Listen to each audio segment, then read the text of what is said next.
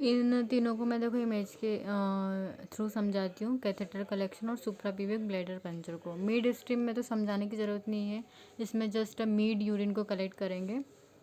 इसमें देखिए एक कैथेटर इंसर्ट है in the bladder, and that we collect the sample through a catheter, not passing a urine by a urine। और जब patient urine जैसे उसके हम कैथेटर से उसकी यूरिन कलेक्ट करेंगे, जब हमको माइक्रोस्कोपिक एकदम फ्रेश यूरिन चाहिए बिना जैसे कि यूरिन पास करते टाइम क्या होता है, जो एक्स्ट्रा जेनाइटल जो एक्स्ट्रा उसके पास एरिया रहता है उसमें क्या होता है, वो कांटेक्ट में आके उसमें इन्फेक्ट मतलब बैक्टीरिया वायरस का कांटेक्ट में आ ही जाते हैं, क्योंकि क्या होता है स्किन पे बैक्टीरिया वायरस रहते ही हैं। तो क्या होता है डॉक्टर को जब फ्रेश यूरिन चाहिए होती है तो वो इस टेक्निक का यूज़ करते हैं।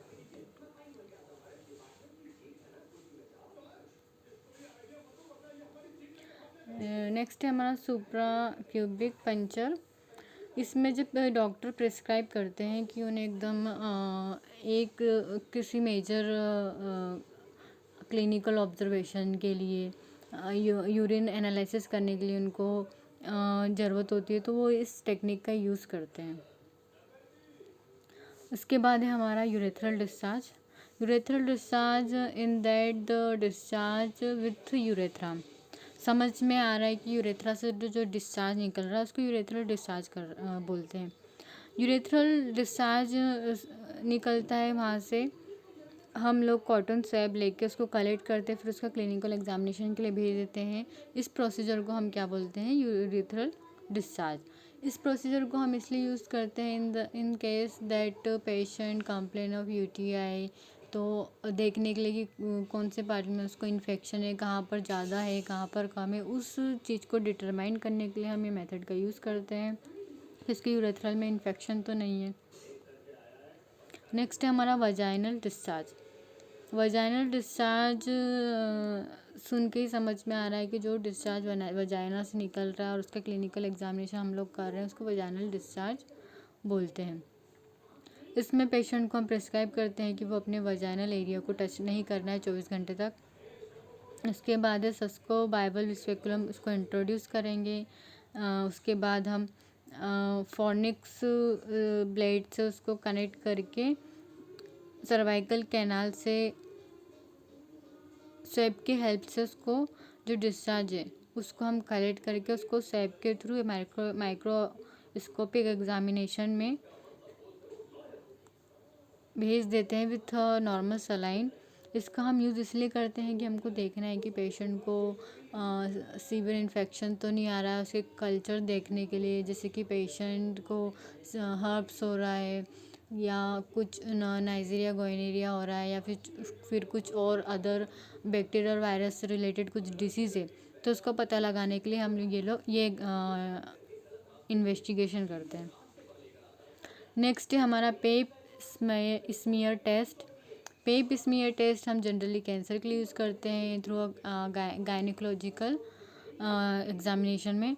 पेप स्मीयर की जो खोज है, फाउंडर है, वो है पेप निको राव एंड ट्रॉट 1943 में।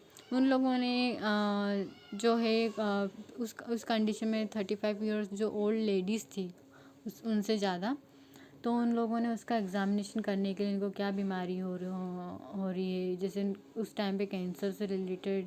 वहाँ जब क्या होता था कि इतना प्रिकॉशन नहीं लेते थे, इतना इन्फेक्शन के लिए उन लोगों को इतना नॉलेज नहीं था, तो उन लोगों ने इस चीज़ की खोज की, तो इसलिए उन्होंने इसका नाम पेप स्मीयर रखा। इसका यूजेस देखिए, ये कैंसर के लिए है and identification of local virus infection, herpes and condyloma acuminata and cyto hormonal study. Hormonal study के लिए भी हम यूज़ करते हैं इसको। इसमें देखिए प्रोसीजर में ये यूटेरस का जो सर्विक्स वाला पार्ट है उसमें से ये लोग टिश्यूज़ ले रहे हैं। इसका यूज़ वो ये लोग इसलिए करते हैं ताकि उन लोगों को सर्विक्स से उसका कैंसर देखने के लिए, सर्वाइकल कैंसर देखने के लिए जनरली यूज़ करते हैं। अब इसमें देखिए, ये नॉर्मल सेल है और ये अबनॉर्मल सेल है। इसमें देखो किस तरीके से दिख रहा है। ये नॉर्मल सेल, एक हेल्दी सेल कितनी अच्छी दिख रही है और एक अबनॉर्मल सेल कैसी दिख रही है। नेक्स्ट है लिमिटेशन ऑफ पेप स्मीयर। इसमें only 60 to 70% of cases cervical cancer and 70% of endometrial case. इसमें मतलब अगर 100% किसी को कैंसर का है तो उसमें ओनली 60 to 70% ही मिलेगा और एंडोमेट्रियल कैंसर का ओनली 70% ही डिटेक्ट हो पाते हैं। Reliability depends on slide preparation and skill.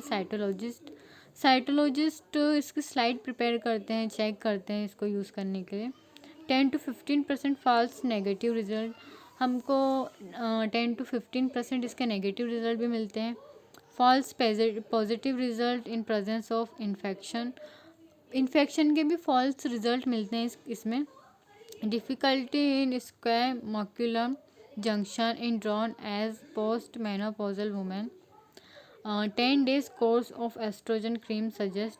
इसमें डिफ़िकल्टी होती है, जैसे कि मेनोपॉज की जो फीमेल्स होती है उन लोगों के लिए ये टेस्ट में थोड़ी डिफ़िकल्टी होती है।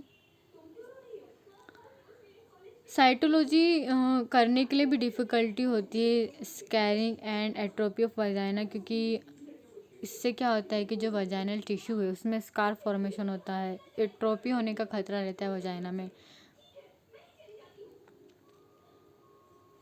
नेक्स्ट है हमारा liquid based cytology cancer screening. Cytology जो टेस्ट होता है उसको देखो किस तरीके से लोग सैंपल ले रहे हैं और किस तरीके से लोग स्लाइड्स बना रहे हैं।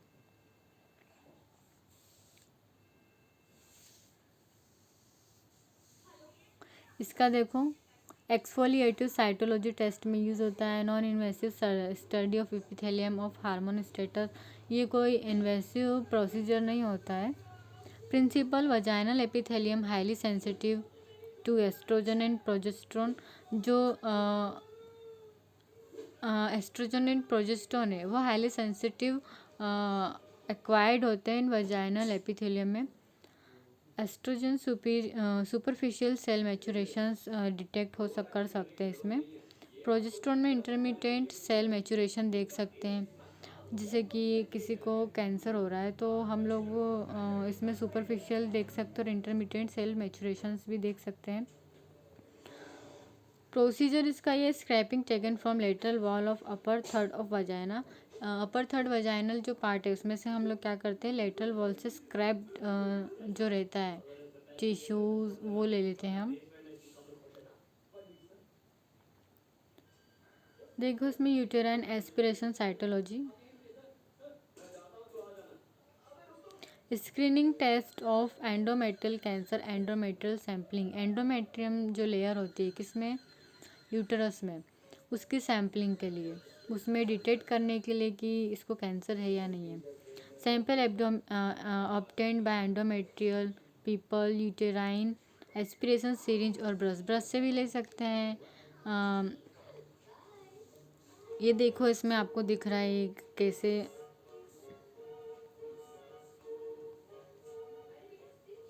इसमें देखिए आप ब्रश और सिरिंज टाइप का दिख रहा है। इसमें से ये लोग एंडोमेट्रियम से ये लोग टिश्यूज़ लेते हैं और ये वापस बाहर निकाल रहे। बाहर करने के टाइम पर ये लोग देखो कैसे नीचे कर रहे हैं, ट्विस्ट कर लिया इन लोगों ने। 90% accuracy with no false positive finding. इसमें क्या होता है, 90% एक्यूरेसी मिलती है with no false positive finding. Hormonal studies also done, इसमें हम हार्मोनल स्टडी भी डन कर लेते हैं। नेक्स्ट है हमारा एंडोमेटल बायोप्सी। एंडोमेटल बायोप्सी से आपको पढ़ने में समझ में आ रहा होगा, बायोप्सी किसकी कर रहे हैं हम, एंडोमेट्रियम लेयर की कर रहे हो, जो कि कहाँ पे होती है, यूटेरस में होती है। An endometrial biopsy is most often perform to help determine the cause of abnormal uterine bleeding. It can also be done to help evaluate the cause of infertility. सबसे पहले हम नॉर्मल ब्लीडिंग देख सकते हैं, अगर यूटेरस से हो रही तो क्यों हो रही है। उसके बाद हम इनफर्टिलिटी भी चेक कर सकते हैं। उसके बाद हम test for uterine infection and even monitoring the response of certain medicine. हम लोग और क्या देख सकते हैं कि इसको कुछ इन्फेक्शन तो नहीं हो रहा है, और रिस्पॉन्स भी देख सकते हैं, जैसे हम लोग वजाइनली इंट्रोड्यूस करते हैं मेडिसिन्स तो उसका रिस्पॉन्स भी चेक कर सकते हैं। आई थिंक इतनी जो इन्वेस्टिगेशन है उसके बारे में आप लोग अच्छे से पढ़ लीजिए, समझ लीजिए कि ये क्या होता है, क्योंकि आपको बाद में जैसे कोई टीचर बोलते हैं कि इसका एंडोमेट्रियल बायोप्सी, साइटोलॉजिकल टेस्ट, तो आप लोगों को क्लियर हो जाएगा कि हाँ ये डिसीज़ ये टेस्ट ये होता है और इसमें हम ये देखते हैं, तो आपको वो एक्यूरेट समझ में आ जाएगा कि हाँ इस टेस्ट से ये हो सकता है या ये इन्वेस्टिगेशन इसलिए यूज़ होती है।